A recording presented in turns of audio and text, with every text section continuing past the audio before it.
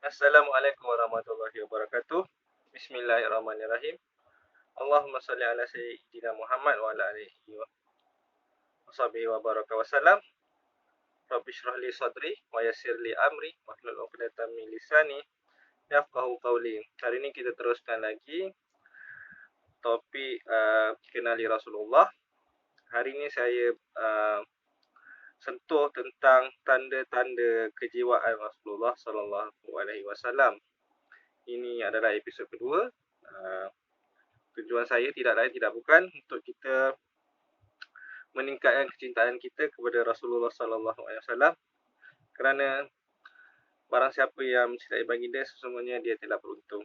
Dan kita harap moga-moga dengan usaha kita macam ni, Nabi kenal kita, Nabi bagi syafaat kepada kita, dan moga-moga kita dapat bersama baginda di syurga nanti insya-Allah. Amin ya rabbal alamin.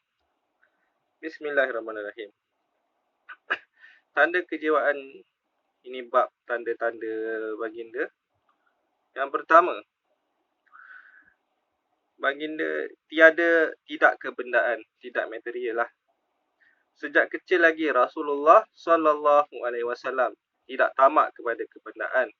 Bahkan baginda amat tidak suka kepada kegelojohan dan kerakusan, terutama dalam makan dan minum. Masya-Allah, subhanallah. Mengikut cerita Ummu Aiman bahawa Nabi tidak gelojoh dalam makan dan juga minum. Kata beliau ketika beliau mengasuh Nabi di rumah Abdul Muttalib adalah Muhammad sallallahu alaihi wasallam. Apabila sampai waktu makan, datanglah anak-anak berebut untuk makan. Sedangkan Muhammad terima seadanya saja. Subhanallah. Masa Nabi kecil-kecil ya. Subhanallah. Itu tanda Nabi yang pertama. Yang kedua, tidak bercakap banyak. Rasulullah sallallahu alaihi wasallam adalah seorang insan yang tidak suka bercakap banyak, tidak tentu isi, maksudnya dia tak suka cakap kosong. Dengan kata lain, baginda adalah seorang insan yang pendiam. Kata Hindun bin Abu Halak, iaitu anak Siti Khadijah binti Khuwailid, dengan suaminya sebelum Rasulullah sallallahu alaihi wasallam. Sikap diam Rasulullah sallallahu alaihi wasallam berada dalam 4 keadaan, iaitu sabar, waspada, menilai dan berfikir. Sabar, waspada, menilai dan berfikir. Allahumma salli ala sayyidina Muhammad. Yang ketiga, sangat pemalu. Rasulullah sangat masya-Allah. Rasulullah sallallahu alaihi wasallam juga dikatakan seorang insan yang sangat pemalu. Diriwayatkan oleh Abu Sa'id Al-Khudri radhiyallahu anhu, katanya adalah Rasulullah sallallahu alaihi wasallam itu lebih pemalu daripada anak-anak gadis yang sentiasa bersembunyi di sebalik tabir. Apabila dia tidak suka sesuatu, kami nampak di mukanya. Kerana sangat pemalunya, baginda tidak memandang kepada perkara-perkara yang tidak baik. Baginda tidak pernah menyentuh tangan perempuan yang tidak halal baginya, walaupun ketika melakukan baiat, perjanjian, yang biasa dilakukan dengan berjabat tangan. Baginda merasa malu apabila ada orang menyebut perkataan yang kurang atau tidak baik, apalagi untuk baginda mengucapnya sendiri. Allahumma salli ala sayyidina Muhammad. Kalau ada sesuatu perkara atau kejadian yang menggembirakan hatinya, baginda hanya tunduk dan tersenyum sahaja. Allahumma salli ala sayyidina Muhammad. Kerana pemalunya, Rasulullah sallallahu alaihi wasallam akan berpeluh apabila seseorang menyebut sesuatu kataan yang kurang sopan dan tidak manis. Teringat satu hadis sahabat yang bertanya kat Nabi tentang orang perempuan, lepas tu Nabi malu. Ni saya ingat, masya-Allah. Allahumma salli ala sayyidina Muhammad. Di sini harus difaham, sifat pemalu Nabi bukanlah semata-mata pemalu. Kalau semata-mata pemalu seperti malu nak bekerja, itu malu nak berniaga. Malu itu tak baik. Namun, dan malu sebegini bukan bukti sifat Nabi. Yang bukan sifat malu ialah yang baik, ialah Nabi pernah berniaga. So, maksudnya dia malu untuk benda-benda yang sebab akhlak dia tu. Masya Allah. Seterusnya, sangat merendah diri. Rasulullah sallallahu alaihi wasallam juga adalah seorang insan yang sangat suka merendahkan diri. meringkut riwayat Nabi SAW sangat suka duduk bersama-sama orang miskin. Sering melarang para sahabatnya daripada berdiri menghormatinya. Terutama ketika baginda datang kepada mereka. Oh, Masya Allah.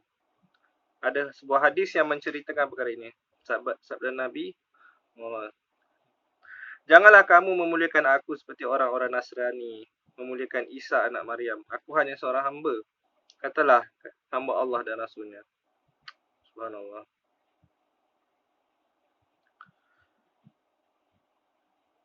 Ada satu riwayat,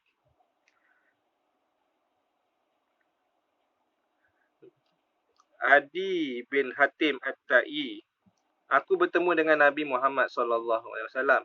Ketika aku sedang berjalan dengan beberapa orang, tiba-tiba ada seorang tua telah menahan Nabi dan mengadukan sesuatu kepada baginda. Nabi mendengar pengaduan perempuan itu dengan bersungguh-sungguh. Aku berkata di dalam hati aku, demi Allah, bukanlah dia seorang yang mahu menjadi raja. Setelah sampai di rumah, dia memberikan aku bantal untuk aku duduk di atasnya, sedangkan dia di sini duduk di atas tanah. Allahumma salli ala sayyidina Muhammad. Saya pernah dengar kisah ni sebenarnya. Bila saya baca balik kitab ni, dia lebih detail lah. InsyaAllah, subhanallah.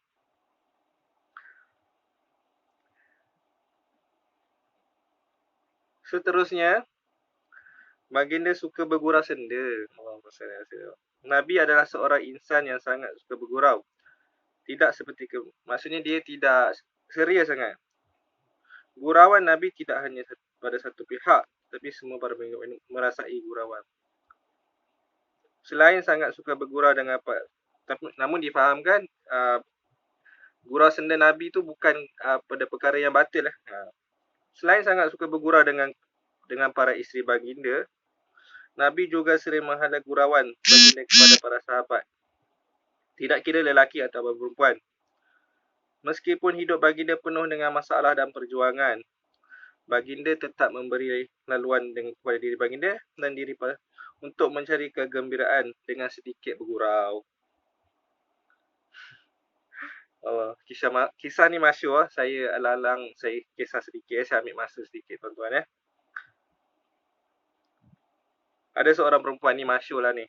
Datang kepada Nabi. Mendoakan. Orang perempuan tu datang minta Nabi doakan dia masuk syurga. Ni masyhur lah. Lepas tu Nabi cakap. Orang perempuan tu cakap. Wahai Rasulullah. Tolong doakan agar Allah memasukkan saya ke dalam syurga. Lalu Nabi SAW menjawab. Orang tua tidak boleh masuk syurga. Mendengar jawapan Nabi itu, perempuan tua itu lantas pergi meninggalkan baginda sambil menangis. Setelah baginda melihat perempuan itu pergi dan menangis, maka baginda menyuruh kepada para sahabat supaya memberitahu perempuan tua itu duduk perkara yang sebenarnya. Kata baginda, beritahulah kepada perempuan tua itu bahawa dia tidak akan masuk syurga dengan umurnya yang tua itu. Tetapi Allah akan menjadikan semua wanita syurga anak dara. Barulah perempuan tua itu lega. Alhamdulillah, syukur seronok saya baca kisah Nabi. Dan masa pun dah mencemburui. Itu saja setakat ni. Alhamdulillah, Allahumma salli ala sayyidina Muhammad. Semoga usaha kita ni dapat mendapatkan syafaat baginda kepada kita di akhirat nanti. Moga baginda mengenali kita dan moga rahmat Allah turun pada kita. Siapalah kita tanpa Nabi Muhammad SAW. Moga ada manfaat. Terima kasih kerana memberi masa kepada saya, kepada hadis, kepada kecintaan kita kepada Rasulullah SAW. Moga ada manfaat. Moga bertambah kecintaan kita kepada Nabi. Saya mendoakan semua baik-baik saja. Terima kasih. Assalamualaikum.